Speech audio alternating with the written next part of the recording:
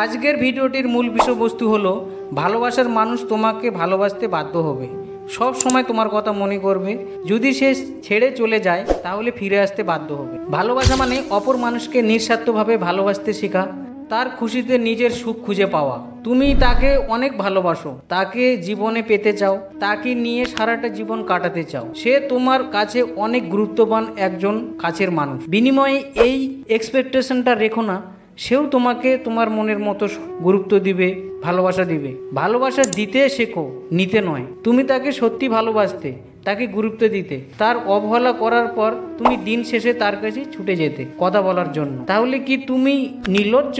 তোমার কোনো self respect নেই? তুমি সস্তা আর সে দামি? যদি অপর মানুষটি এমনটা ভাবে তাহলে সে ভুল। এতদিন সে সস্তা ছিল, তুমি তাকে ভালোবাসো তাই সে দামি। সদ্যজাত কিউট বেবিগুলি যখন হেসে ওঠে, ওই নিষ্পাপ কিউট বেবির চেহারার সৌন্দর্য কত সুইট, তাই না? ঠিক তেমনি যেসব প্রেমিক বা প্রেমিকা মন থেকে কাউকে ভালোবাসে, তার চোখে মুখে ফুটে ওঠে নিঃস্বার্থ ভালোবাসার ছবি, আর সেটা অপর মানুষটা ঠিক ফিল করতে পারে। বন্ধুরা, তোমার রিলেশনটা 2 মাস, 2 বছর, 4 বছর, যত দিনেরই হোক, তোমার সাথে ঝগড়া, অশান্তি, মিসআন্ডারস্ট্যান্ডিং, যে কোনো কারণেই ছাড়াছাড়ি বা বিচ্ছেদ হয়েছে। হয়তো সে অন্য সম্পর্কে জড়িয়ে পড়েছে অথবা সিঙ্গেল রয়ে গিয়েছে। সে যে অবস্থাতেই থাকুক না কেন, তোমার নিষ্পাপ মনের সত্য ভালোবাসা তাকে মনে করাবেই। নতুন মানুষটি কখনোই তোমার মতো তাকে ভালোবাসতে পারবে না।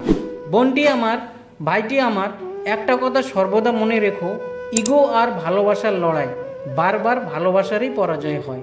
আজকাল প্রায় 90% সম্পর্ক ইগো আর স্বার্থের কারণে নষ্ট হয়। কেউ যদি মনে করে আমি নিজে থেকে ফোন SMS করব, তার খোঁজ নিব, এটা আমি কেন করব? যদি আমি করি ছোট হয়ে যাব। ভালোবাসার কাছে দুজনেই যদি মাথা নত করে সম্পর্কটা বাঁচানোর তাগিদে এগিয়ে আসে, তাহলে ভালোবাসার বন্ধন তোমাদের চিরজীবন আগলে রাখবে। তুমি চাও সে সম্মান করুক, তুমিও তাকে সম্মান করতে শেখো। ভালোবাসা চাও, তাহলে ভালোবাসতে শেখো। টাকা ইনকাম করতে চাও, তাহলে আগে দান করতে শেখো। সম্পর্কে রাগ, অভিমান, ঝগড়া হওয়াটা স্বাভাবিক। তার মানে এই নয় তুমি সম্পর্কটাই শেষ করে দিবে। অ্যাডজাস্টমেন্ট মানে হেরে যাওয়া নয়, অ্যাডজাস্টমেন্ট মানে হলো সুন্দর করে বাঁচা।